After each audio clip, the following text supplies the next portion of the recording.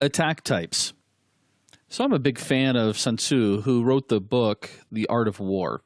And in it, he says, invincibility lies in the defense.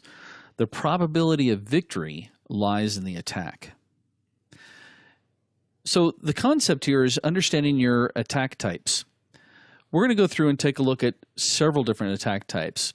What usually happens is that most techniques and tools that you'll come across are used for locating different vulnerabilities. They're used to compromise the system. They're used for running exploits. And once the vulnerability is located on a machine, the attacker can then go through and exploit the vulnerability and install his own malicious software. Now, things like backdoors or rootkits or Trojans, these are all form of malicious types of software, or what we refer to sometimes as malware.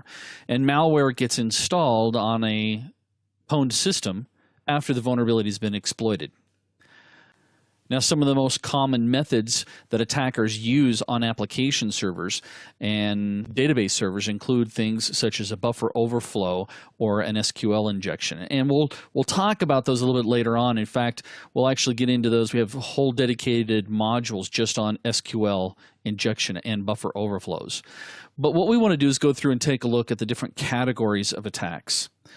The categories of attacks typically fall within the following 5 areas. An application attack, we'll take a look at that, discuss what it does.